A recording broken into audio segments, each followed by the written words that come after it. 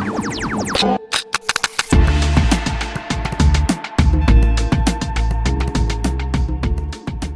Polkadot and stuff. Seems like cool shit there. And then Yeah, what is Polkadot? I don't actually know that much about it. yeah, so Polkadot's pretty interesting. It's like Polkadot and Cardano are kind of the two big, and I guess Tezos, but I haven't heard much about Tezos in the YouTube sphere. But Polkadot is created by one of the people who started Ethereum, and it's basically a shit. How would they describe it?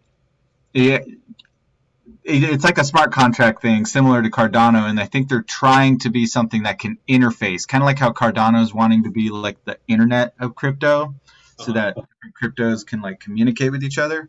Polkadot has a similar thing going, so you can create your own. Apparently, you can create your own cryptocurrency in like 15 minutes. You can just do your own thing.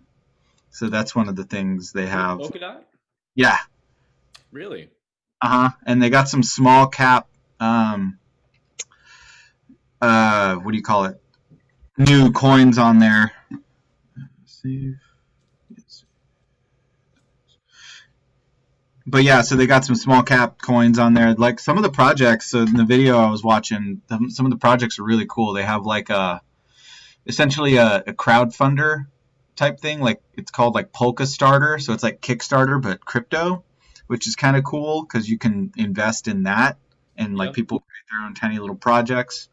And then there's another thing that was like some sort of secure interface that like businesses could use. Like their use case, which was kind of funny, was like, imagine Google wants user data from the past 100 days, and so they contact Facebook, who doesn't want to share super private info, and the guy was like, yeah, that would be the first time that ever happened. Right. I guess it works the same way that like your crypto wallet works, where it like shares information like about like the trades and stuff, but it doesn't share like personal data, So it would be similar to that, so that people could make requests to Facebook for a certain kind of data, and they could only get that kind of data. They couldn't get like people's identities or anything like that. So that would be pretty cool. There were a handful of other things there, but yeah, there's so much shit. It's like it's crazy. It's hard to keep up with. There's so many projects, and they're all like for sure.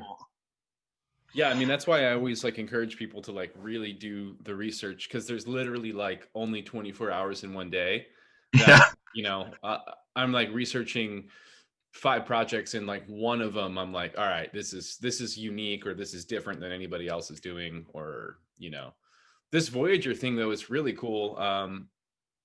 I got a call from my buddy Jeff a couple days ago, and he was like, check this out, supposedly it's gonna be popping, and it was like 75 cents or something, and I'm like, whatever. I wake up the next day, it's like 89 cents. I ended up buying some, and then within 24 hours it had hit like $1.50 nearly. Holy shit, it's already at $1.50. But crazy. I mean, their all-time high is at like right now it's probably like close to, I mean, at time of we're recording this, it's probably close to like $1.20, but their all-time high is like $12. But like when their all-time high hit, it hit in like the 2017 2018 craze. So like they were going to be a competitor to Coinbase. They still are. They just didn't have anything out then, and so like that $12 all-time high was like purely based on speculation. So it coming around, I'm not saying it's going to hit $12, but I do think right now its app is better than Coinbase. It's easier to use, and it even has better features. Like it'll tell you exactly how much you're profiting, because like sure, you could try to be like an internet pirate and dodge taxes, and like good luck, you can probably do that up into a point, but it's like when you hit that point and you're making 250K 300K on your crypto investment, like, and you're not paying those taxes, there's going to be repercussions, like it's cool to like, all right, you snuck out with $50,000, good for you, but it's like when you really start making real money and want to make this like a potential regular thing, you're going to have to start abiding by the rules that at least by the rules of the country that you're in, you know, like if it's that big of a deal, maybe move your business to Delaware or Ireland or somewhere, you know, in the Caribbean where there's no, you know, capital gains tax or something. Yeah, no, I feel like that's like the logical thing to do. It's like if we want this to have mass adoption, we do have to figure out some way to some way to like make it legit. You know, I think it was cool a few years ago for it to be just about like renegade underground, you know, shit. But I think, yeah, Bitcoin and crypto in general need to like outgrow that. Like, oh, I just have Bitcoin so I can buy drugs and you know, sex slaves. Right. Yeah. Now it's like, especially with DeFi, it's like, yeah, if we're gonna be taking over the banks, it's like we need something that does feel legit and that governments can get behind. So yeah, I'm into that.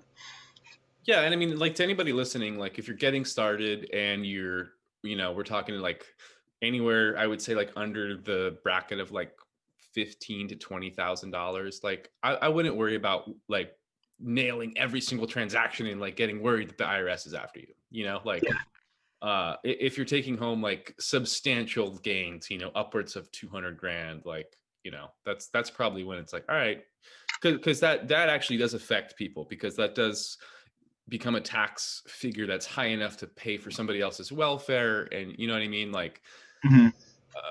I don't know, I think for some people like have even recently told me like they're afraid of Bitcoin because they don't understand how like the taxes work, and it's like, yo, you have no money, like nobody's worried about taxing you, dude, like just stop right there.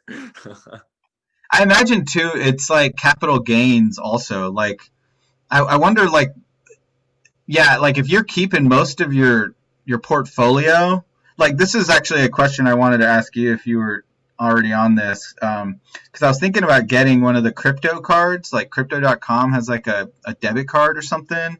Yeah. And I was gonna do some more research on it, but I was thinking that like, because you know you can trade stocks for other stocks, I imagine, and crypto for other crypto, and you don't really have to pay taxes on it until you trade it for fiat, and then it becomes capital gains, and then you have to pay tax on it. So it's like with your crypto trading, it seems like you're pretty much good until you cash out. And if you're not really ever cashing out more than like what you're just spending, you know, on various things, then you don't really have to pay tax on it.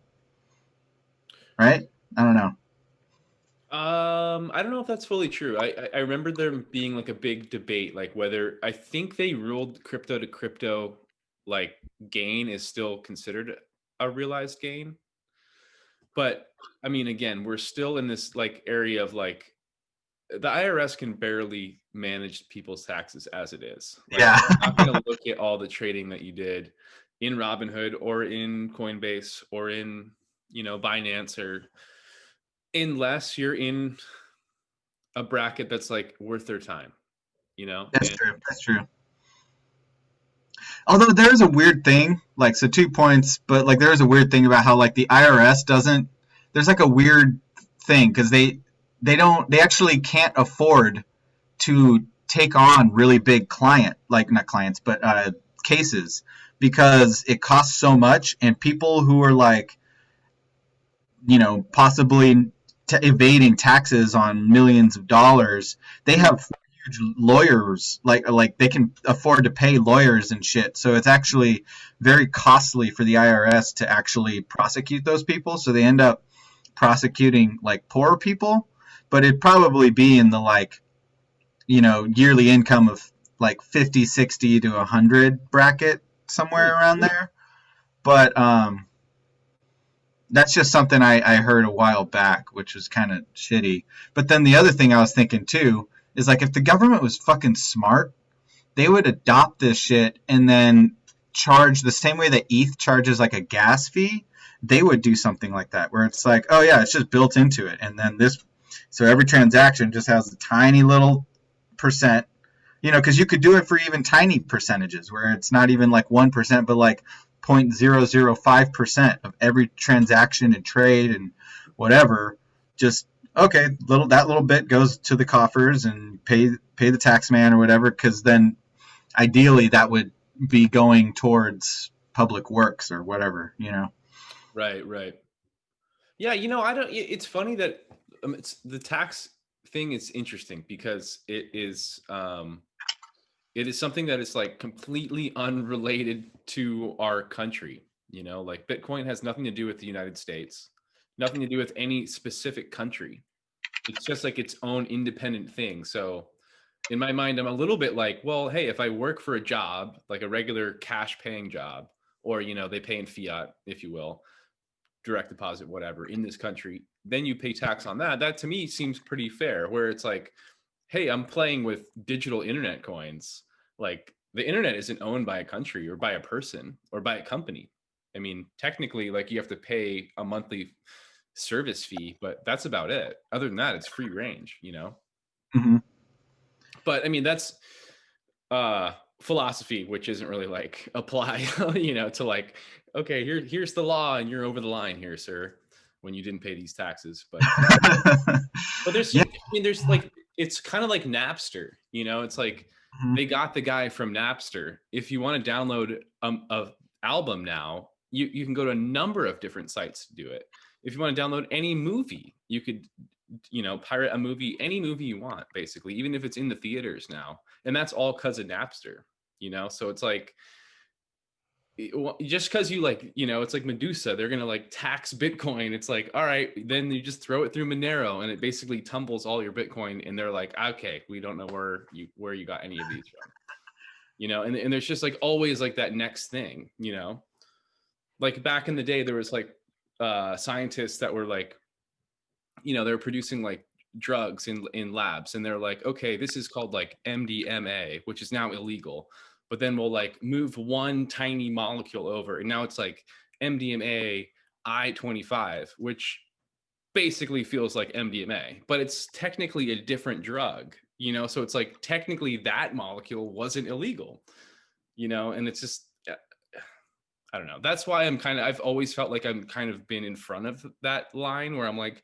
yeah, it's going to catch up, but I'm always just like, there's always going to be a loophole until Yeah. they really, unless they really shut it down. And really, like, yeah, because what you're doing and the level that you're at, if you're just a lone trader, the worst thing that happens if they bust you is like you get audited and then they're like, oh, it looks like you made a bunch of money and you didn't pay taxes on it, so pay us your back taxes. Boom. And then you just have to pay. It's not like you go to jail for a million years. Like the people they throw in jail are like hardcore criminal, like enterprises, people who are like in the mafia, who are clearly evading tax, and that's the only way they can bust them, because they have the cops and the judges all under their thumb, and it's like, oh, we got you on tax evasion, going to jail. Like otherwise, like I've heard from different people who have told me, either they know someone or they themselves had, like they didn't pay the right amount of taxes or something, and then it just ended up turning into like, oh, just pay us $10,000 or something, like whatever you owe, and then it's over with. Okay, if you can't pay it off, then you just like finance it or something. Like the stakes aren't really that high for getting your taxes exactly right and like writing down every single transaction and all of that shit. But yeah, it's such a strange thing, exactly, because what you're saying, like, it's not like, yeah, Bitcoin crypto it's not a country. Like you can trade crypto with anyone in the world, anyone with an internet connection. So there's no like, it's Right. just trading like cards, like Pokemon cards or something. Like if I trade you a Blastoise and for two like Squirtles or something, it's like you clearly came out on top, so you got some gains there, but do you pay taxes on your on your Pokemon card, Right. I know. Yeah. I don't know. Yeah. But yeah, man, I was listening to a podcast with Duncan Trussell. You know Duncan Trussell? Yep. They were going off on some crazy shit, but they were talking about how we kind of exist in this like post we already exist in this post-country world to a certain degree, like with the fact that, China is buying up tons of land in America, and Right. Oh yeah, yeah. like Wait, was this China. the Jason Louv episode? What is this? Was this like the Jason Louv episode? He's like the magician. Oh yeah, I listened to that one too. Oh man, they were going off. It was crazy. Yeah. Yeah, and I was blitzed. I was listening to it too, so it was just like, oh my god, I can't deal with this. Oh yeah, yeah. But yeah, it makes sense because the United States, there's so many things that we're doing and we have done over the past century. Like it's easy to get like, oh, as an American to be like, oh my god, we're getting invaded and stuff, but it's like we've been doing this to countries all over the world, and there's so many weird questions. Like there's these countries that like American Samoa and these territories, and it's not like obvious what they are, but we're just they're kind of America. We can just kind of go there, and they kind of speak English, and it's this weird post-country world, and it seems like crypto is just the next step in speeding that process up, and there's nothing they can do to stop it. I don't know. What are they going to do? Like short of shutting the internet down. Right. I mean, I don't know. Like, even if, like, you can still trade Ripple, right? Even though the SEC is suing them. Like, what can they really do? Even if they shut them down? Like, well, I mean, that's an interesting case, but yeah, I don't know. You can't trade it on a lot of exchanges right now. yeah. You can deposit it, you can withdraw it, but a lot of exchanges are not trading it. A lot of the major ones. Like, what if all of a sudden tomorrow the government comes out and bans Bitcoin? They're like, Bitcoin is now illegal. I don't know how they would do that, but if Bitcoin was illegal, like, because there's no one who owns it or runs it. There's no company or anything behind it. So I guess they could make it illegal, so you just have to use a VPN, because, I mean, the United States could make it illegal, but... Yeah, I mean, China's outlawed it dozens of times. Really? Not dozens, but like at least 3 big, like, China bans Bitcoin, and it actually made the price go down quite a bit. But now you look at it, and it's like you look at the percentage of Bitcoin owned in China, and them banning it was just to try to create fear to drive the price down so they could buy it. It's just like, yeah. I mean, it's the cat's out of the bag on Bitcoin. So like, for what was a laughable, like, this is the internet currency, like, for a long time, people would, that's a joke, Now the governments and things like that are starting to be like, oh shit. Like, all people have to do is be like, we're just going to trade Bitcoin instead of dollars. And dude, a $40,000 Bitcoin, I mean, we'll be looking at like a $2 million Bitcoin if that happens. Oh, totally. Yeah, without a doubt. Oh man, yeah, that would just be insane. Obviously, I don't think they'll do that, but yeah, it just seems like I'm trying to, like, in my own mind, like, prepare myself not to get like too confident in it, but like it's hard not to just be like, Bitcoin and Ethereum are pretty much here to stay for at least the next decade. Like, like, they're pretty secure. They are, but like, it's not like in the next year or two, like the dollar or the euro is going to go away, or the Australian. You know what I mean? It's just like, it's just going to be an additional way to use and move value or energy.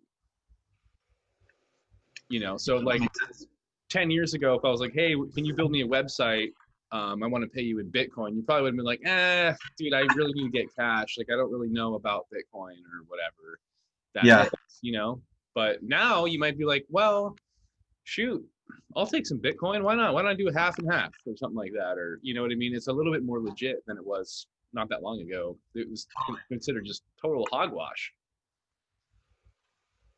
No, it makes no, yeah, I think that's actually true. Like, it's now changing, and I don't know. To me, the thing I like about crypto is it almost makes investing make a lot more sense in a way, because, well, it's like this too. Like, I was just complaining or saying, that, like, there's so many cryptocurrencies and projects out there. I don't even know what to invest in or what to research.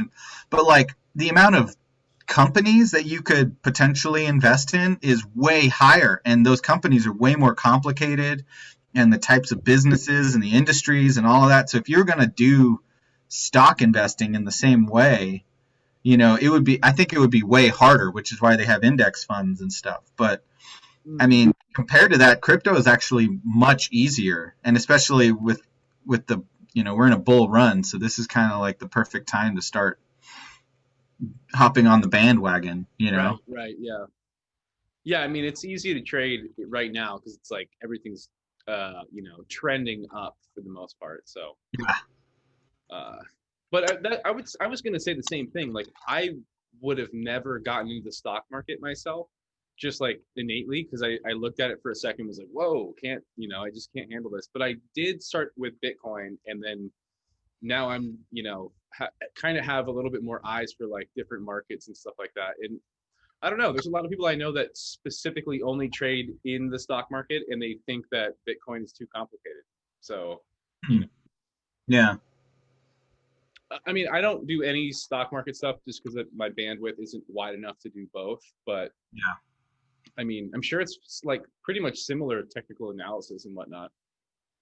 Yeah, it seems like all of the technical analysis came straight from that.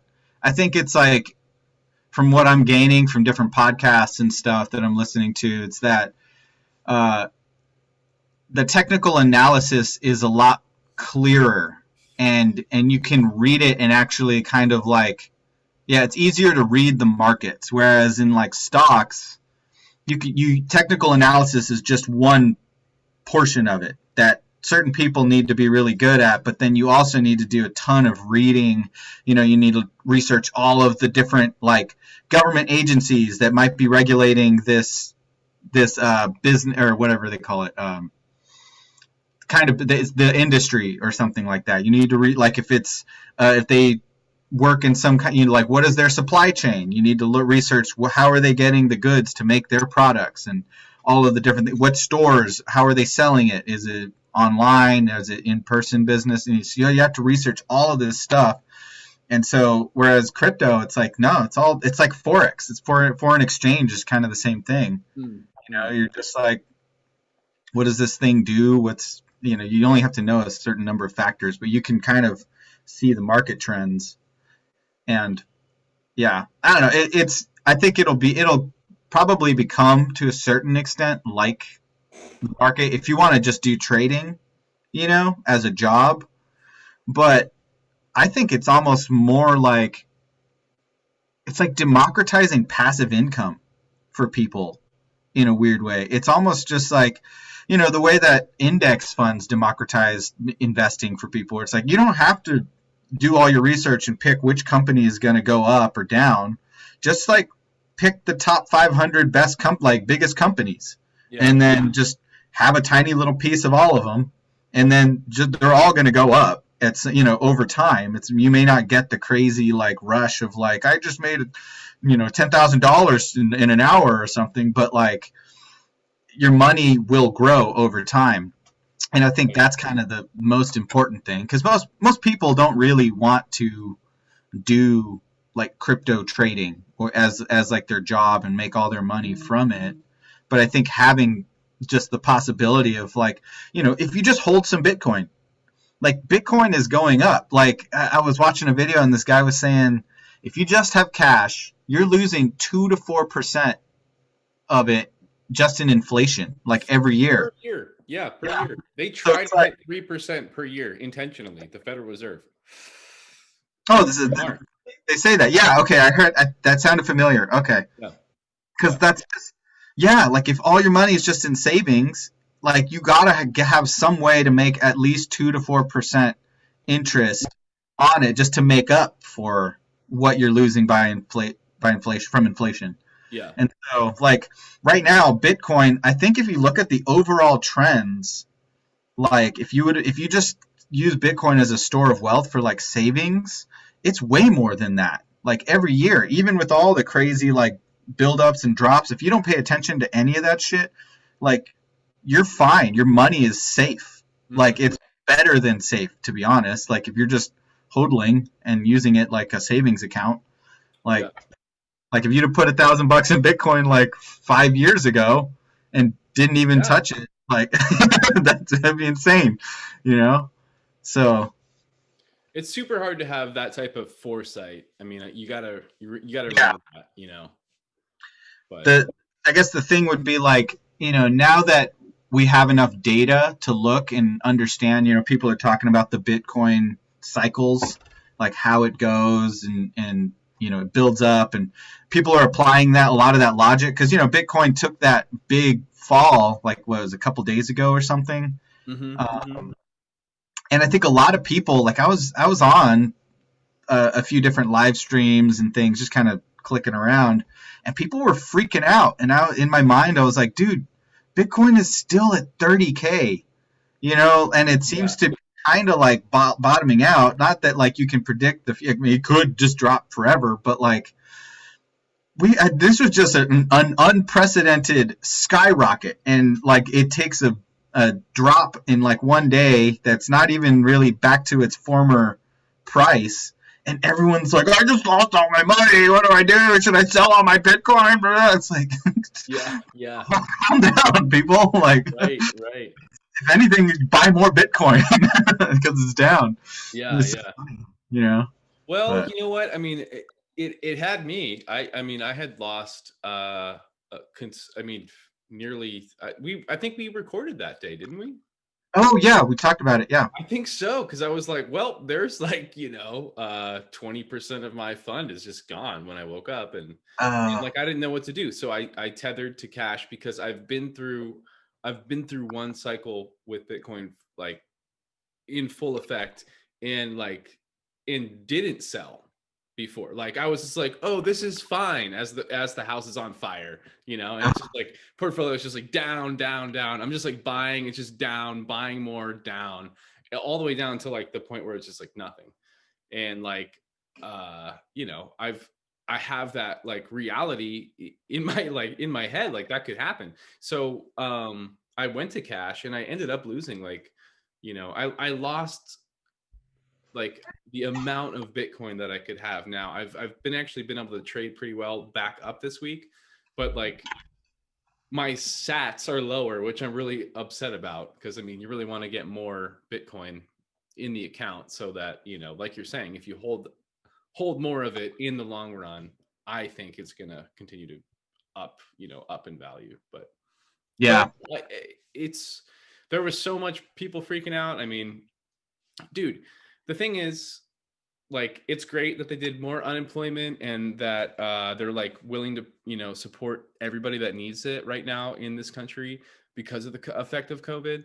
But that amount of inflation of just trillions of dollars is like, it's going to come to an end, and like it's not going to be pretty when it does. And like I don't know how much longer it is. It's kind of like saying like when California is going to have like a big earthquake, like what is it, what is it, whether it's like this year or in 5 years. I mean, it's coming soon, and it's like in the same thing with this thing with I think it's sooner than 5 years. I mean, I'm thinking within 2021 we're going to see a economic like doomsday feel. I don't know how long it's going to last, but it's got to pop. This is just like not, it's not okay. Like No. wiping out every single, practically 60% of all small businesses in this country because of this. I mean, that is not okay. No. No, I think you're right, and it just like everything you're saying. It's like, if anything, the big lesson is almost like the pandemic. I remember in high school, people when I learned about the original pandemic. I think we've even probably talked about this. Might be repeating myself, but like, there's a pandemic every 100 years. We get a big pandemic and people die, and it's like we know these cycles happen. We know that like there are natural disasters that occur on a fairly regular cycle. We know there's 100-year flood that's going to hit wherever you live, or there's going to be a big ass storm that comes once every 100 years, or 200 years, 500 years even. And so it's like, there's going to be a pandemic. There's probably going to be another pandemic in 100 years from now, and I bet no one's going to be prepared for it. But it's the same kind of thing. I think right now, yeah, it's like, at least move some of your money Like if you have any savings, move some of it into something like crypto. Like I think if I was going to suggest it, and I would defer to you for maybe what you would say, but like if you were just going to move some of your savings into crypto and not, like you don't want to invest, you just want to hedge yourself against like the impending economic collapse, which we're due for. I would say just put some of your savings in either Bitcoin or Ethereum and just hodl, just it's your savings account and just keep it there, because I feel like those ones, at least for the time, for the next few years, they're only going up. I don't see either of them really dropping below what they're at now. I mean, like they could drop below here, but probably Bitcoin will probably not go back down to below 20,000. And from what everyone's saying, Ethereum just seems like it's about to pop. Like it's going to go. People are predicting its market cap over Bitcoin this year, which seems crazy. I mean, the gas fees are so high when it's popping on ETH. I just don't see it like overtaking Bitcoin. But yeah, well, that's the Ethereum 2.0 is what they're all basing it on. Basically, if they can make the transition to the Ethereum to proof of stake or whatever, if they can pull that off, I think it'll probably do it because it's just more useful than Bitcoin, But yeah, but I mean, again, you have to have it based off of something, like Bitcoin is just I don't think crypto can be anywhere without Bitcoin. Like I don't think you can get because people will just want to have a piece of Bitcoin as if it's like a dinosaur bone, that's just like, who wouldn't want like a Velociraptor skeleton in their house? Is like, that's fucking rad. That's priceless. That's what Bitcoin will become, because that'll be like what this whole market will be, or the ecosystem will be based off of. This will be the fossil fuel, literally. Yeah, no, I agree. To your point about like people investing, and anybody that listens to our shows or anything like that, like none of these discussions are suggestions about investing and buying Bitcoin or Ethereum when they're close to their all-time high. I mean, you're right.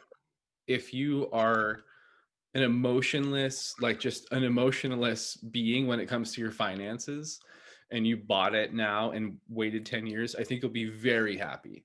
But if you're like most people and you're like, well, I don't have that much money, it'd be cool to like maybe double this little chunk. And if you put it in now, it might cut in half for like a couple years, but then it might triple, quadruple after that. Are you willing to sit there and look at it when it's half the value? I mean, that's investing. Is like you're hoping to buy something and sell it to somebody else at a higher price than you bought it. That's the whole name of the game, whether it's real estate, stocks, crypto. I mean, if you wait long enough in any of those markets, you'll win. But like hodl sometimes I think could be a little bit of a dangerous mentality for the new person, because like I was of the hodl mentality when I was through the last bull cycle, because I had some drops and had to wait a few months when my money was down, and was like, I'm Iron Hands, I'm never selling, and then it just like went down and down and down to the point where I was like, fuck, like, dude, I need money. Like, and my, I think it was like at my peak of the last one was like nearly $4,000 or something like that. And it had trickled down to like $900. And it's like, I needed money at that point, so I just cashed it out. And I don't even know if I had held all those, like, I'm pretty sure those coins are now even worth less. Like they're even, so like some projects do die. Oh yeah, for sure. Yeah. I think the small cap projects are not the thing that I would suggest. Yeah, just hodling or whatever. Yeah, those ones I think are for people like those ones, like you said, those are like, do your research. It's a project you believe in, and you follow the news around it, and you watch it grow and trade it and all that stuff, or use it. I think a lot of these, it's like you buy the coin, and it's like, yeah, the coin might just be a nice thing that would grow in value, but for a lot of these projects, you buy the coin so that you can use it. It's almost like when you download an app and you want to use this cool new app to help you do whatever, it's like, imagine a crypto meditation app, and it creates a coin system in it. So like every day you meditate, you get a coin, or something like that. And so it's like, oh, cool, I get these coins, and then I can use them in this ecosystem to do certain things, and then whatever. Um, but I would just say, like, yeah, for instance, there's a lot of, I was getting into this. I had a Betterment account. I think I still have it. And it's kind of just like Acorns or Betterment or Robinhood, where they're just kind of like for the average person to get involved in investing, where it's not like, yeah, like I said, it's just taking your money and realizing you're losing it by it just sitting in a savings account. Right. And so you're like, well, if you put it in, something like Betterment, they charge 0.0125% a year fees on it. But overall, the market, and if you put every paycheck, you put a little bit in, you put 10% of your check or something like that into it, it's like you're betting, that's like your retirement fund. Like in 20 years, you're not paying attention to what the market does because the market's going up, it's going down, whatever.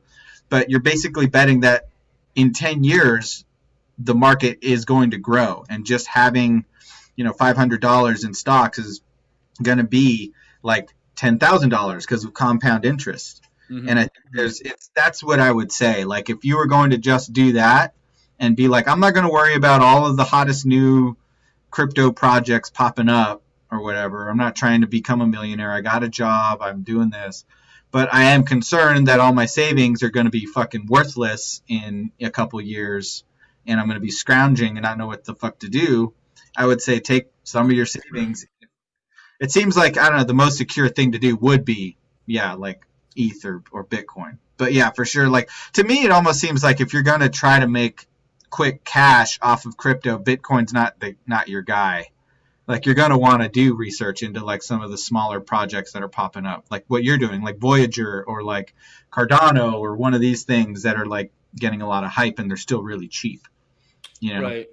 Well, I mean, even with Bitcoin, like if you had, let's say you bought the other day, it dipped down to nearly 30,000. And then just today it was up to like 39.6. I mean, that's within one day, that's 25%. So if you'd put in $400, you would have made $100 if you hit it like exactly right. And that's the thing that I think new people also are like, oh, that's the potential. And it's like your potential is actually within that window. And so like, depending on how good you are at it, that gets smaller when you're newer, because maybe it's, you lock in 3% or something of a 25% window.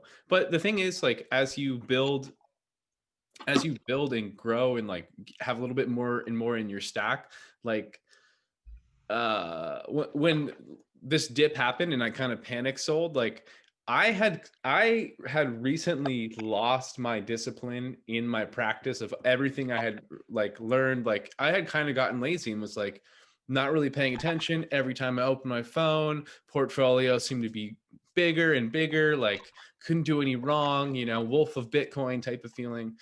And having that and then panic selling, I immediately was upset. And then I got right back into it and was like, okay, I'm going to go back for it. And it's like, I'm locking in my 3.5 to 7 to sometimes 10% trades on my full stack. And if my full stack's 18 grand, 10,000, I mean, 10% on that is $1,800. And if you do that in one day, lock that in, close it out, go back to cash, turn it off. I mean, that's good to regularly hit that. And maybe it's only 3.5. Maybe it's 5%, but still, if it's like, okay, that's $400, like there'd be days that I had to take an Uber, wait in traffic, buy myself lunch, like hang around in these ballrooms with you guys for like half of this. And I did this in an hour. I mean, it's good to be able to be like, okay, and just close the laptop out, and that, I think if you're going to trade, that's the way to really do it.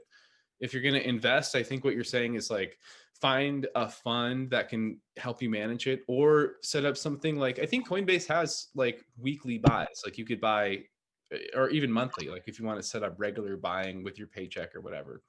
Yeah. And that is a good move if you want to build your portfolio and start establishing some Bitcoin in it. I think it's a great move. Me being like the extremist, like, oh, like I'm gonna put everything on the blockchain and go, like, I don't think that's the norm or like something that I would suggest to many people, but like I'm not really that normal or something that I would suggest to many people either. Yeah, for sure, for sure. Yeah, that makes total sense. Yeah, But I think like I want to see the results of that. Like if it goes all to nothing again, like all right, then maybe I'll just like go back to getting a job. But like if it goes all the way up, like hey, like like I'm the one that put the money up for it. So there's part of me that's like, I don't know. People that like scared money doesn't make money. That type of like mentality isn't always like, it's not always true, but there's a part of me that's like, you have to at least do something. You can't just like wait and pray to win the lottery. Like you have to like study and find something that can give you that earning potential that you're looking for, I think. yeah, no, and I think now more than ever, there's so many resources out there to like learn. Like, for me, just getting into it, it can I can kind of say I'm in on the roll. Like, I'm one of those people who was like, oh, Bitcoin's hitting its oh my god, Bitcoin just hit its new high. I bought at the new high, and I guess I was lucky that Bitcoin, like people in the space were like, oh, it's going to hit 25 and then correct and then come back down and chill at 20 for a bit.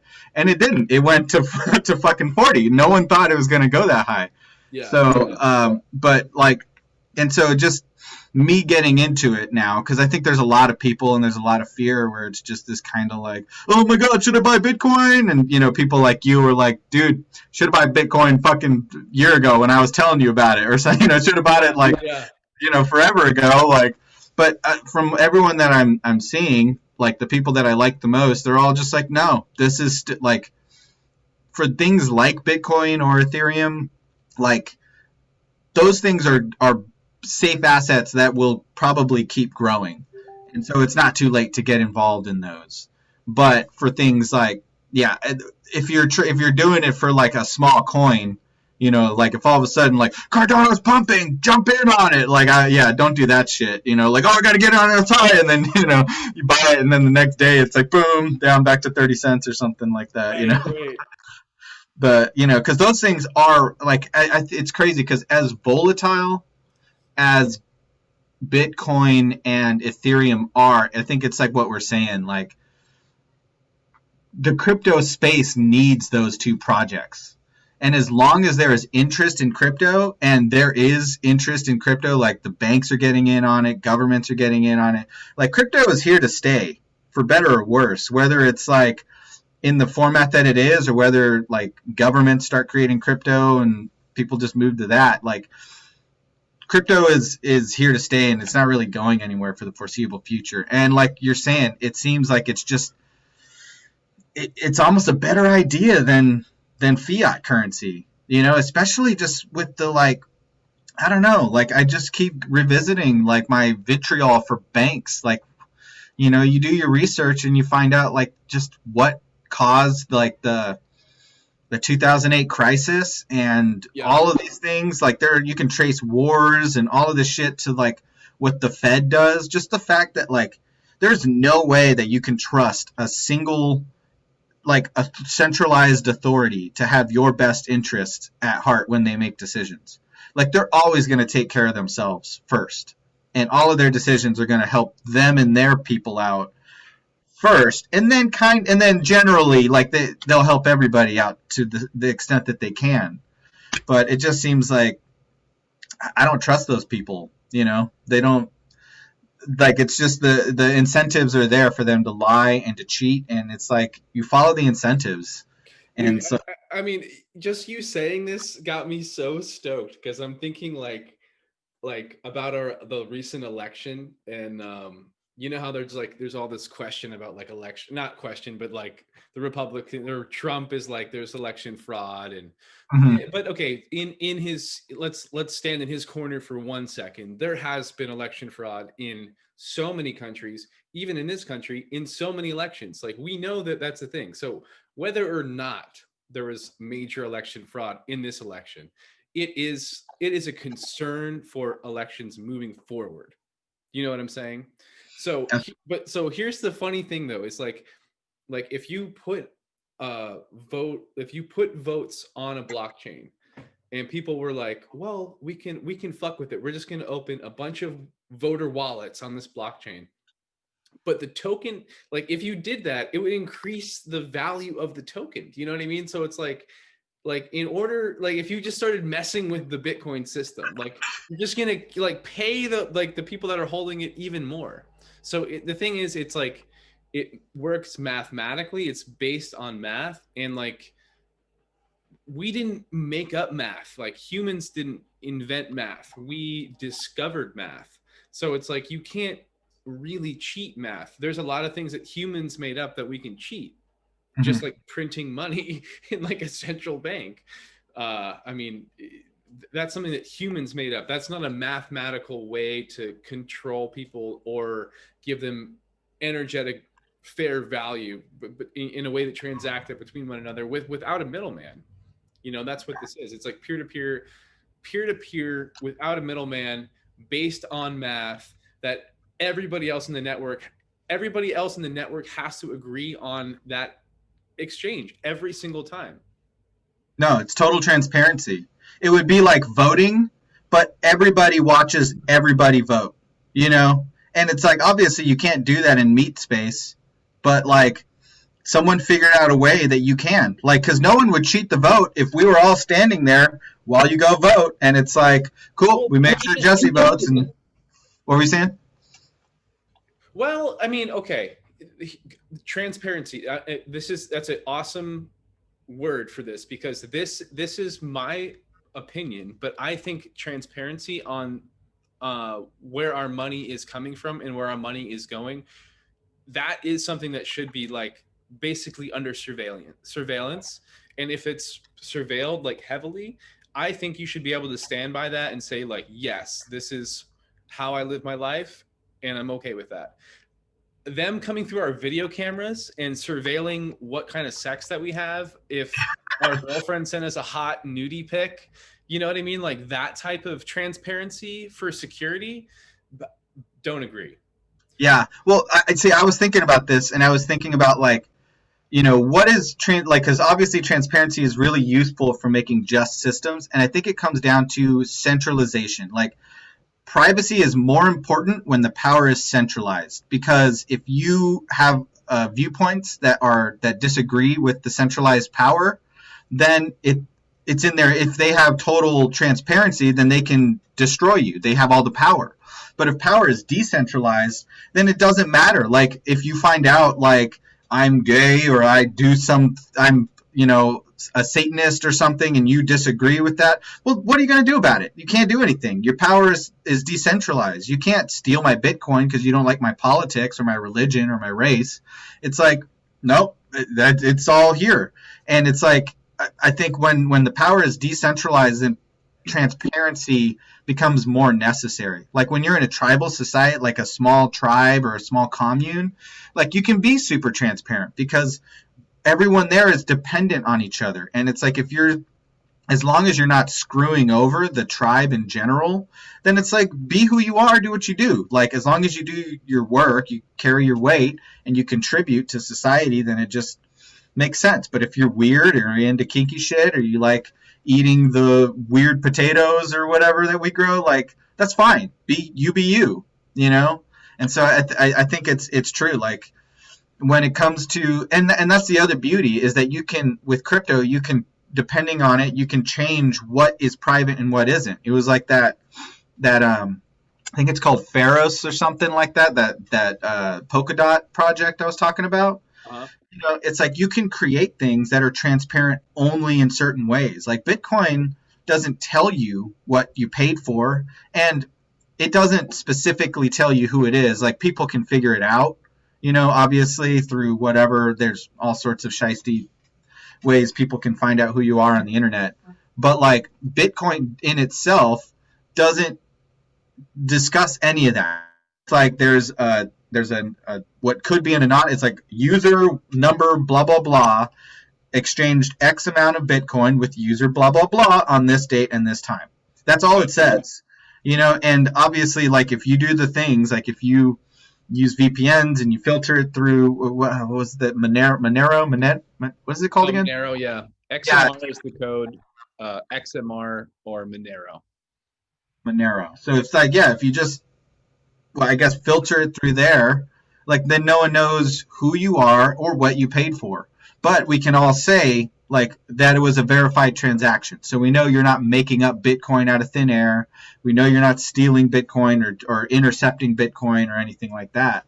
So you could do something like that with voting, where it's like, it doesn't say anything. It says user X submitted vote on this day and this time, and whatever, and then all the other information is private, but we can all verify that there's only 330 million users or whatever it is, all the people who are registered to vote each get assigned a special code, and it's like, if all of those are identified, then we know they all voted. And if you see a double or you see a number that isn't in the registered verified users, then you know that there was voting fraud, and you can throw that out.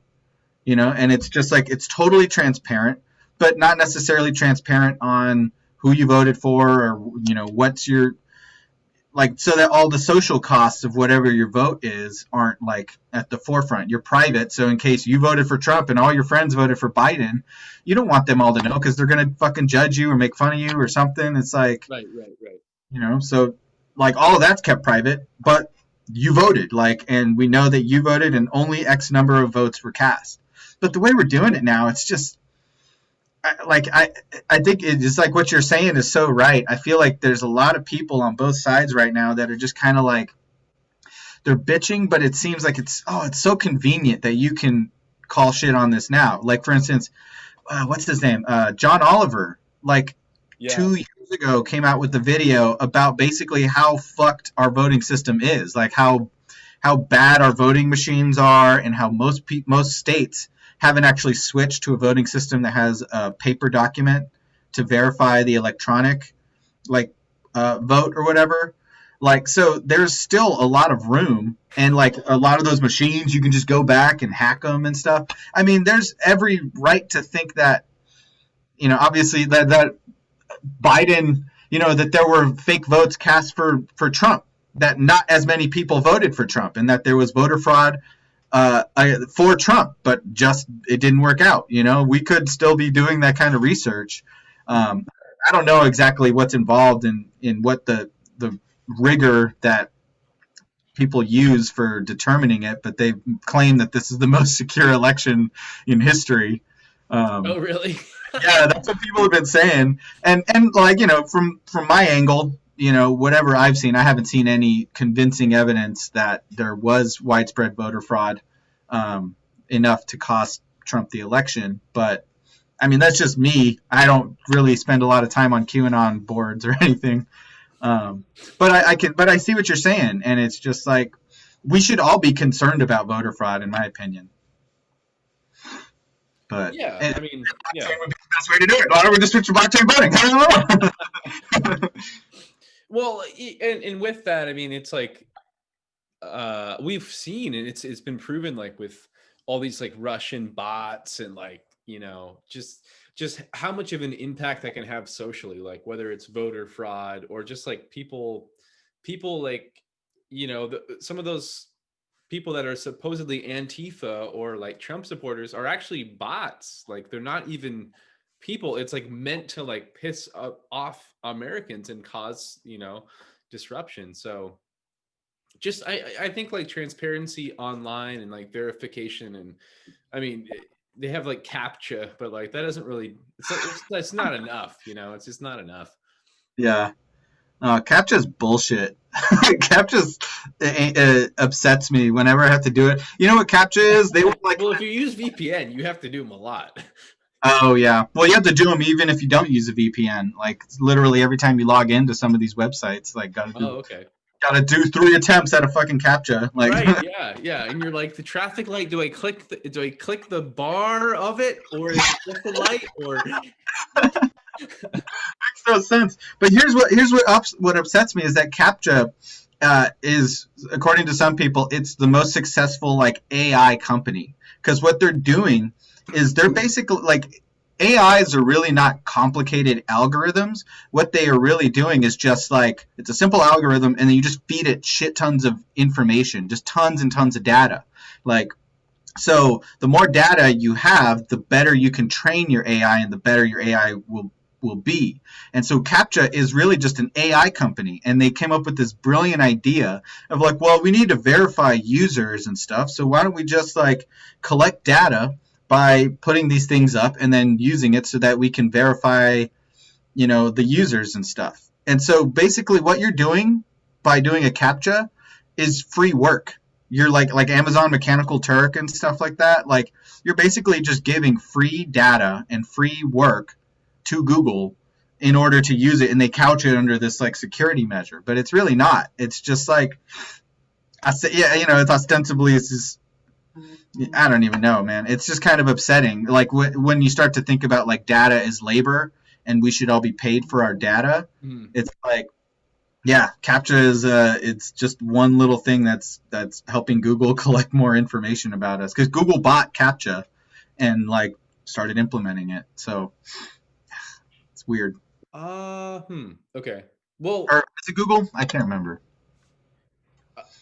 Well, okay, so on the darknet, there's like, you have to solve CAPTCHAs quite a bit, and I'm pretty sure those are not owned by Google. Like, it's not the same type of like click like the crosswalks or like select fire hydrants. It's not that. It's more like, here's like some like letters that are like hazy and like tilted at angles. Like, try to type them in. Oh, I remember those. Those are nice. Well, I wouldn't say they're nice, but yeah. Like the old school CAPTCHA. Yeah, but I mean, it's like it's an effective human verification technique. Basically. But yeah, imagine if you had to do that to make any kind of post, or like if you're gonna use bots like on Twitter and stuff, because bots are useful for a lot of that shit. But like, if you're going to use a bot, it's like it has to be linked to your account, so you can't just create fake accounts and then just like, million fake accounts, million fake bots, and all this stuff. It's like, no, we know that this user made all these bots. They're all linked, and it's like transparent where the bots are doing and why they're doing it. That way you can verify and have a little thing, and it's like, oh, this person made a post. Looks like it's not verified, so I'm not going to trust this news source because it looks like someone's just sending a bot out. And you also see it too when like I'll look at, every now and then I'll just see comments on YouTube videos, and I'll be like, that's a weird comment. Why would you say it like that? And I'll click on their thing, and they got like 3 followers, and they've posted that same comment on like 10 videos. Oh, damn. and they're all around the similar kind of controversial topic of like, whatever, election fraud or this or that, or like crypto or something. And it's so strange. But it's almost just like, whatever it is, you kind of have to distrust. Like, your first instinct when you read something or comments on the internet is to distrust it and just kind of be like, is that true? That feels a little too right. It feels a little too true. Like, fits my worldview a little too perfectly. So you gotta be careful there, A little too perfectly with the worldview there, please. It's a little too much. It's exactly what I wanted. And I don't think if there's one thing I learned is you never get exactly what you want unless someone's trying to sell you something, like someone's trying to trick you. But I mean, every now and then you do. But it's very strange. And I think that's something that really blows my mind, that is on both sides, especially kind of the liberal woke people, is like all the things you're complaining about on the other side, they're doing the same thing to you. Like, I guess both sides, it's like whatever they're complaining, fake news, like there's fake news going both ways, and that people don't realize it. It's like, if you're on the left or on the right, it's like, you're like, the reason everyone believes in QAnon is because of fake news, not realizing that the reason why, you might, not that I'm not discrediting Black Lives Matter. I think overall I agree with everything, but that certain things and certain causes that are part of it, or certain stats or whatever, some of those are not fully based in fact. you know, and some of those facts are smudged in ways to upset you, to make you feel like things are worse. Certain statistics are, you know, manipulated to make you extra pissed off and want to go outside and roar at supposed white supremacists and stuff like that, you know. So it's like on both sides, and it's really hard to be in the middle, because there's not even a middle ground now. That's what's crazy about it, you know. But not really. It's just not mainstream, which everyone is not mainstream anymore. So yeah. But yeah, I think it was the last time that we recorded. Was it with Paul? Yeah, I think it was. It was with Paul, and it was Bitcoin had like dipped like 25%, and then at the same during our record or whatever, there was like the Buffalo dude charging the Capitol with like like that was the day. Like after we recorded and we ended, I like started getting on my phone and I was like, oh my god, like what the hell is going on, you know? Oh shit, yeah, that was the day. Yeah. Oh man. That's why I didn't really like hype up the Paul episode, because I was just like, oh my god, like there's a lot going on right now. Yeah, it's fucking crazy. Yeah, I don't know, man. I was watching something last night. I follow this guy Michael Malice. I like him. He's pretty interesting. He's like an anarchist, but he wrote a book that I want to read some point. It's called The New Right, and it kind of documents the right sort of during Trump. And you know, I think it's important not to just like dismiss people who are on the right or the left or whatever, who as just idiots or completely confused or this or that. Like, and so he offers a number of kind of soft viewpoints towards people on the right. But yeah, I don't know. I was listening to a bunch of stuff with him and some other people on the Rubin Report, which I don't know, I'm kind of on the fence with Rubin too, but I listen to it because it's like it challenges me, and I kind of like being my thoughts, my opinions being challenged in a way. But yeah, it's just nuts, because to me, you know, they brought up a bunch of points about like how comparing what the outrage against this to the lack of outrage in the BLM protests and the riots and stuff that happened there. And I don't know, it's tough for me to kind of sit on that. I feel like storming the U.S. Capitol building to me is totally different than burning down a local police station. Not that like one is good and the other is bad, but one seems way higher, like way more like this was not just like a bunch of people in a community who were pissed off at how they've been policed locally. This is people like, no, we want to destroy the government. We want to stop the government from functioning, you know? And that's just like, that seems just on a different level. Now, and they were complaining about like social media, like a lot of people are getting blocked apparently. If you were just at that, because there was a scheduled rally that day, and if you were just at the rally, they're banning you from all social media, like Facebook and everything. And so that is clearly not cool. Like they should not be doing that. But wait, at which rally? At the BLM one or at the Capitol? No, at the Capitol. Like there was a scheduled rally that day, and that's what happened. It was like there was a rally. I think Trump was even going to talk at something, and I guess while he was talking, that's when all the shit happened at the Capitol, and people started rushing in or something like that. But yeah, like that's the thing, is there are people who were there who are now getting completely blocked on all their social accounts, and that's sketchy, you know. Well, I know. I mean, a bunch of them are now being prosecuted. Yeah, I mean, and to me, I'm like, okay, if you were in the Capitol building, yeah, you should be prosecuted. That's not like that would be like, I don't know. That just makes total sense. It's like you broke the law. You're part of the group. Even if you were just like, oh, I'm just walking in, you know, like you didn't beat any cops up or anything. It's like you participated in it. It's like if I was there at the drug deal hanging out the whole time, like it, you know, you realize that they're going to get you because you were part of the drug deal, and there's nothing you can do to prove that you were not actively taking part in the drug deal. If you're there, you're fucking there. Like if the cops bust in, and even if you were in the bathroom while people are dealing drugs, it's like, you know, you're going to get busted. So it's like, if you don't want to be involved with that, with sketchy shit, and you see people are dealing drugs around you, you're the smart people leave. You go like, all right, cool. I don't want to be part of this. I'm not making any money off of this. I don't want to be involved. If cops get, bust in here, I'm getting in trouble too. So to me, it makes sense that, like, if you were in the Capitol, you should get busted. But what's really sketchy is that apparently people who were just there at the rally, because there were even people, I guess, in the, like, not at the Capitol, they were on the greens or whatever, just chilling, hanging out, thinking they were at a rally just with their homies, and now they're getting banned from all their social media accounts. And I think, like, I don't know about how I feel about Trump getting banned. I'm kind of for it in a weird way, but I don't think you should ban all the people, like, from social media. I think Trump is in a special position of power, and I think that banning him is something different than banning your average. They unbanned him.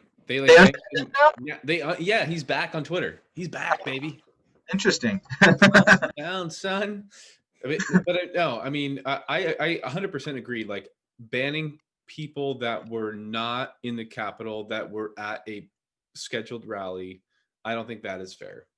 Yeah. I don't think what they represent is necessarily in line with my view, but I am getting a little bit, like, the number of people that are, like, 100%. I get it. You don't like Trump. Like, you don't like a lot of the stuff that's happened in his reign, his presidency. Like, that makes sense. But the amount of people that are just like, Biden, Harris, this is the answer. I don't even know the difference between the Senate and Congress, but this is the answer. Like, that type of ignorance to me is a little frightening too. Yeah. It's like, it's great, but also there's a lot more socialism from that type of government. Like, do you know what that's going to do to you? Like, have you thought about that? I mean, do you know about, your taxes being raised as somebody who doesn't have enough money as it is to begin with? And it's not to say that, like, that's wrong. Like, it doesn't matter which side you vote for, but, like, I don't know that people really have all of the information that they need, to actually see clearly and make, like, a conscious, clear choice. And I think when you have all the information and it's clearly presented to you, then you don't actually have a need to be, like, super anti-Trump or super anti-Biden. You're just like, well, this is actually how I feel. I have all the data, Yeah. And how I have all the data and how it applies to me and my family or my loved ones, and my community. It sounds weird to say that, because it's like, it might sound like I'm, like, leaving the door open for Trump, and it's not specifically towards that. It's just more specifically towards, like, the possibility of something else. Because I'm not saying that Trump deserves another round, but, like, Yeah. Biden and Harris and Hillary and all of that, to me also was just, like, not something I was jumping at either. Even Bernie, like, I liked Bernie a lot for sure, but I was still like, he's also quite old. He's also just another old white dude, which is like, I don't know, maybe we could shake it up or something. I agree. I think, yeah, we definitely need younger people. To me personally, the more I learn about it, because, like, it's way more complicated than everyone tries to make it. Like, the policies Trump has, like, not all of them are completely batshit, and a lot of them are kind of batshit and corrupt, but not everything he does. It's, when I talk to I have some really smart friends who I talk to. Actually, I'd like to get one of them on here. I don't know if he'd ever do it, but, like, he has been collecting data for a long time, and, like, when I talk to him, I love talking to him because he offers just such a world shake. It's like, oh, you're giving me information and stuff that I can't just, like, argue with, and about a lot of stuff where it's like, not everything that Trump does is just as bad as it seems. And there's a lot of, you don't know all of the people involved in some of these scandals and shit. So there's a lot of stuff going on. And obviously the DNC is corrupt as fuck. We knew, anyone who was into Bernie knows that. Mm-hmm. And it's like, and following this one, if you weren't into Biden, like you felt like the DNC was intentionally trying to snub out anyone with alternate views. And to me, it just seems like there's no left or right or capitalism versus socialism. To me, it's about centralization versus decentralization. Because the way I see it is capitalism can't work on its own, and socialism can't work on its own. You need both of them because of the free rider problem. Because not everything just works perfectly on the markets. You can't just like have people with all of this extra money power to decide how they're going to treat people like without that same amount of power. And so it's like it's just what I was saying earlier. If there is a centralized authority, you can't trust. Like no human can overcome their internal biases to make the right decision that will affect everyone. So it's like we need to try as hard as we can to empower each individual to make those decisions. And I feel like, cryptocurrencies offer the best solution that I've seen so far for that, in a way that the cryptocurrencies offer the possibility of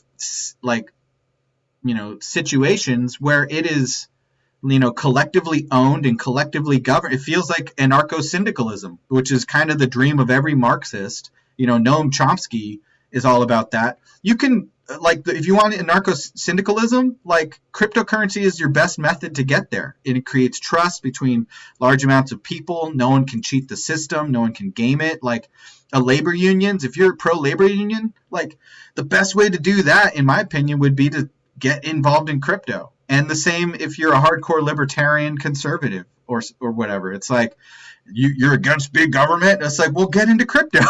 Those are the people I think at the forefront. But I just feel like my hope is that with this podcast and with other stuff that we're doing, that we can educate people who aren't just tech elite libertarian leaning people, and open other eyes to being whatever you believe, decentralizing power is better for everyone. It's better for all of us, Mm-hmm.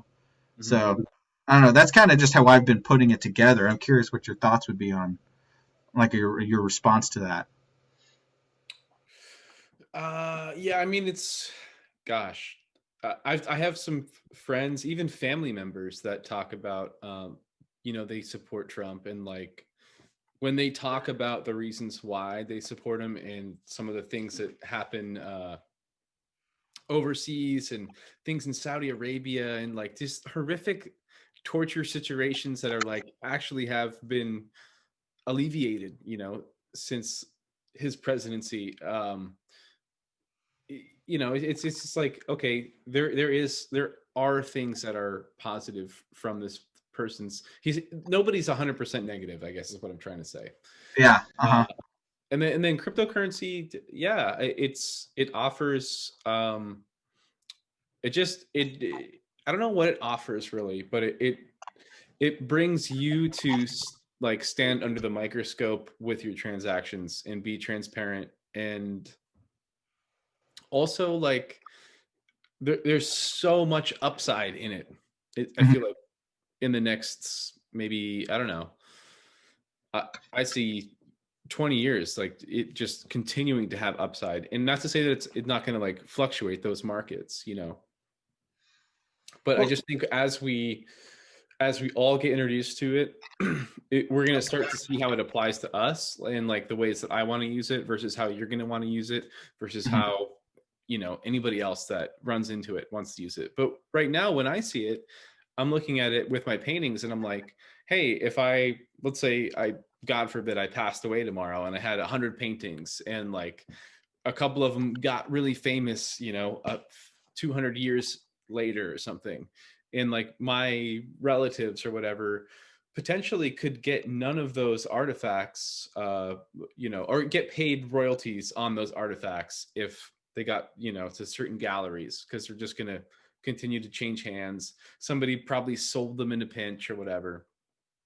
But if you blockchain them, you tether them to a smart contract. I mean, you're able to write in your royalty rate, indefinitely.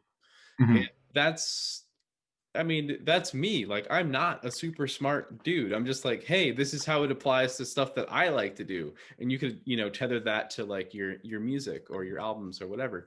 But what I'm excited about is just like introduce this technology to people and see what they come up with, And if it's like, here's a better way to vote with it, or here's a better way to purchase cars, or, look at somebody's auto insurance record or their true driving record or whatever. I mean, like your health account. I mean, there's so many ways you can apply this. So Yeah. like I had an interview with the method makers the other day, and it was like, we were talking about how I got into it, and like I got into buying Bitcoin literally like to like buy like LSD on the internet as a young person, and Mhm. like that was my hook to crypto. Like that, had nothing to do with finance, it had nothing to do with art, it had nothing to do, but that was my hook. And then once I got into it, it really broke me open to like learn more about the internet for one, but then learn more about how this technology works and how brilliant it is. And like once you see it, I mean, you can't unsee it. It's like if you look at a FedEx truck and there's that arrow in between like the Oh L and yeah. the E, like once somebody points it out to you, you can never unsee that. But before that, you probably never saw that arrow. And Bitcoin and crypto to me is the same thing. It's like I never used to think about anything beyond it's $100 bill in my hand. That's it. I never thought about it, money really. And then I saw this and I was like, holy shit, this is paper. And ironically, this little computer code is way more legit in my opinion. Yeah. Oh, totally. Yeah, especially when you learn about what our fiat money actually is, modern monetary policy, which we should do a deep dive on that sometime. I know. I know. Watching videos and reading about it, and it just boggles your mind how that's a real thing. But yeah, no, I think, and especially when you look at some of the on-chain governance, and I'm really like, the test of that will be over the next few years, but the way that like projects like Tezos and Ethereum and Cardano and Polkadot have built in the on-chain governance, I think could offer some really great models for how an actual government could work. The ways that people can vote on new things, new projects and stuff. Like the way, like, I can't remember if it was Cardano or Ethereum 2.0, but they were offering something where it's like, on our platform, you would, if once it's fully implemented, you would never need ICOs anymore. It would basically be like all of your gas fees for using it get compiled, and then when someone has a proposal for like a new project or some way to improve the code or improve certain things, they propose it, and then everybody votes. Everybody gets, different kinds of votes, and we decide like, oh, yeah, I like this project. This seems like a really great feature that we want to add to the blockchain or add to this app or whatever. So yeah, let's fund these guys to work on this project. And it's just kind of like a voting system using essentially our taxes to fund it. And it would be like, okay, cool, yeah, that's such a great idea. And I think, imagine a government. Imagine if America was like that. Like we had gas fees for all of our transactions and all of our dealings, and we decide at the end of the day, like, hey, I would like to change how healthcare works, and this is my plan. Put it up there. I'd like to change how roads work, or how, like, whatever, any kind, like, regulations on pollution. And then the people decide. And there's all sorts of, like, we could get into it later, but there's all sorts of really cool voting methods that are better than our one person, one vote system, which has been hailed by many, like many overwhelmingly realized by specialists in voting that we use the worst voting system. Like it is the least equitable and fair and most prone to corruption. But yeah, so I don't know. I think it's right. Once you start really getting into it, past the like big, past the flashy stuff, there's a lot of possibility in crypto for other things. So yeah. Yeah, especially with people having, I mean, I don't know about you, but I feel like, especially with another round of unemployment, I feel pretty safe to quarantine at home for the next few months, and it's just it's more opportunity to study something new, or yeah, like I would have never thought that I'd be like a deep 4chan internet nerd prior to running into Bitcoin. But now it's like, I mean, and that's my only that's my in there, you know. There's nothing else for me there really. I'm not like on that thread slash this other thread. It's just like I'm only there for that. Hot babes. You check out the hot babes page every now and then. Well, okay, guilty. I've been there. I've tiptoed around. I gotta get some. I don't know if there's probably no method to it. Every time I've tried to check out 4chan though, it's like so hard to find like interesting, useful things. It's kind of just like someone posts like, check it out, this coin's going to the moon, and then the next post is like, you're a faggot. The next post is like, I'm like, huh. All right, I'll just keep scrolling and see if I can find some. There's a lot of that. But here's, I mean, maybe I'm just like on this weird sort of like monkey syndrome, but like there was a couple mornings in August when there was like a little summer crypto burst. And I think like in one morning I had made like $1,800, and then I had to go to work, and I was like, fuck, like all I want to do is just like be on 4chan, and like because everything was just like going up, Uh-huh. Yeah, there's like 1 or 2 days like that, and then since then I have found a few things, but it's like I've also just gotten information that I needed to get. Like there's times where like I had gotten an airdrop into a wallet and I just didn't know, and like if I didn't go on 4chan that day and like seen like people being like, I got 400 ABCs or whatever, I just would have never known about that. Yeah. So to me it's kind of like my little newspaper of crypto. Like, I know about like Tether's getting investigated by the SEC, the crypto, I mean, Ripple, like I've known about that just because of 4chan. It's just like been all over it's like the front page lately. Interesting. Yeah. Yeah, I may try to like I'm trying to figure out the right way to go about it, like for like as a noob getting into the scene. So like I can talk, I've been following a number of really cool YouTube channels, but I think it's like what I'm going to try to do is like be a bit more regimented, and it's like, okay, wake up. All right, this is the day I want to learn something about crypto, and it's like I'll just see the videos, I'll save them, because it's also, I think, really important getting into it not to get just carried away by all the hype until you are educated enough to know what it means. So if like someone's like, this is super fucking important, it's just like, hold on, chill. If you don't have any money in it, it doesn't necessarily matter. Don't just blindly throw your money in. Take a time. You can revisit a lot of the stuff. A lot of the, your first trade is not going to be Ripple. Your first trade is not going to be Tether. Your first trade is going to be Bitcoin or Tezos or something like that. Some of these safer projects. And I think, well, it might be, I don't know, Tether might be in there. It seems like it's fairly useful. But yeah, I think it's like as you learn about it. Well, Tether is I don't really know what to say about Tether. Tether's an issue because Tether was the first stable coin. Yeah. So Tether is supposed to be tethered to the dollar. So it's supposed to never be less than $1 or more than $1. And occasionally it fluctuates to like 1 cent or like 99 cents or something. But like basically the SEC is calling them out because they're just like, hey, y'all have just been like printing Tether like nobody's business, like just like the Federal Reserve. And they're starting to say like, oh, we can back it up, but people are like, no, you can't. So yeah. They're also US dollar coin is Coinbase's stable coin. But I mean, still, who's to say that they're not doing the same thing? Like, who's to say, really?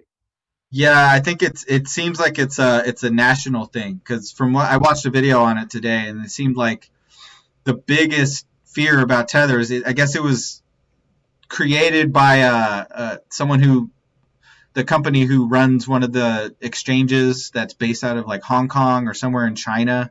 So it's like kind of affiliated with China, or something like that, and there's some shady behind the scenes stuff. Like they tried to hide it for a long time that Tether was actually owned by those same people or By created.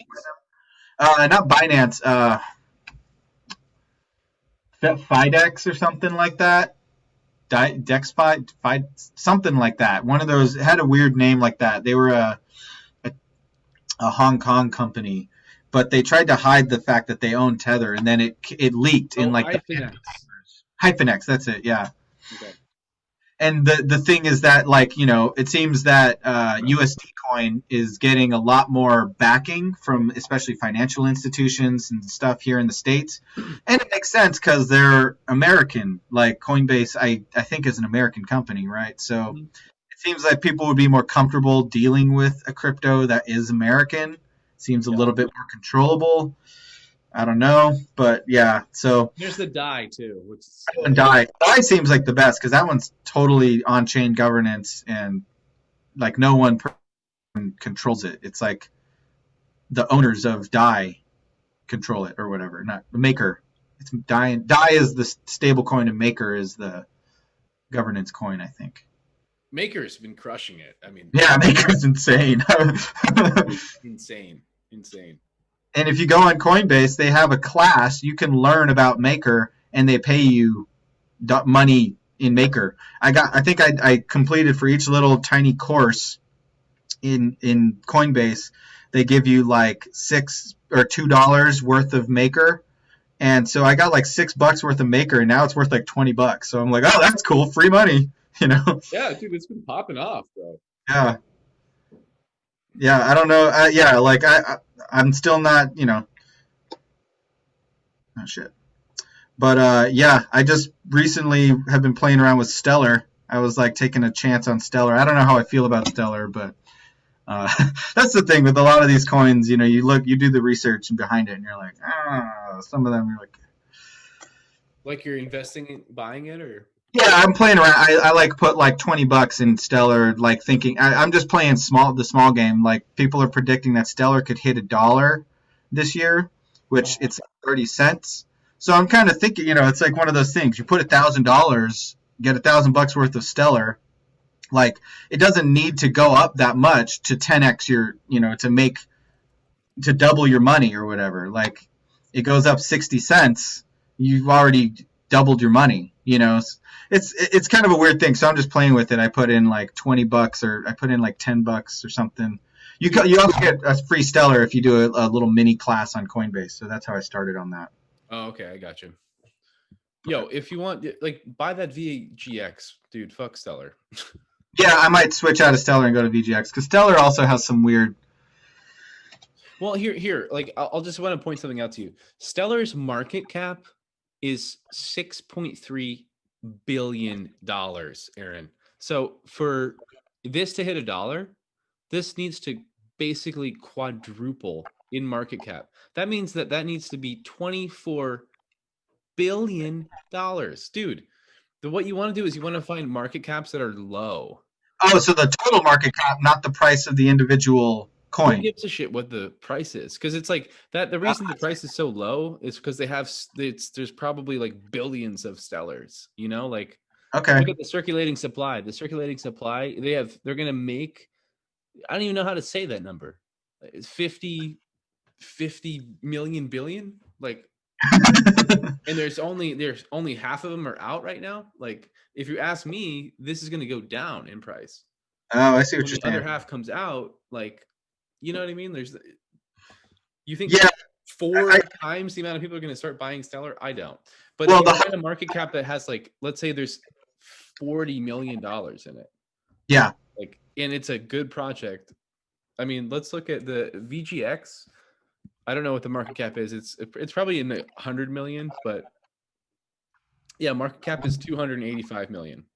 So, like, for me to say, like, could this go to 1 billion? Yeah, that could 4x from here, in my opinion. Because they do something that Coinbase doesn't do, or that any of the centralized exchange doesn't do. It keeps a track of your trades for you, built into it. And when you sign up and you say, here's my credit card information or my debit card, there's no waiting. Like, there's no 5-day delay. It's just like, here's money in it you can start trading it right away. Okay. In that, like anytime you do something new in the ecosystem, Coinbase or Binance, they're like, they want to absorb it because they don't want to lose control, you know? Yeah. So that's why I think they're starting to buy all of this up, because nobody's talking about this on 4chan, on any of the blogs that I go on. I like literally got a phone call from somebody that I super trust and was like, buy this. It was 75 cents. And then when I woke up, it was nearly 92 or something like that. And I was like, all right, I have to. And it hit like $1.43 today, I think. Damn. Okay. I was about to ask, how do you trade Voyager? And I was like, oh, probably Voyager, VGX. Well, you can do it on VGX, but if you go to, like, if you look up, if you just Google or, you know, search, I should say, VGX Coin Gecko, you can scroll down to the bottom of that page and you can see all the different exchanges, and you'll see like sometimes I'll see a difference in price and I'll buy a coin on Binance if I can, and I'll sell it on Uniswap because like sick. You can buy HBAR on here. Like, dude, already, like, just like the interface is, you can't see it, but like the interface is already so much cooler than Coinbase. Like you see constant like flip flops and stuff. You can kind of see how the market's going, but also the stable price and totally. Yeah. Anyways, I actually got a split here, Yeah, but this was a good combo. Just a short little burst. Next week we got some other cool stuff. Yeah, dude, it was episode 13, so go figure we have a bailout. I mean, yeah, happens. You know, life is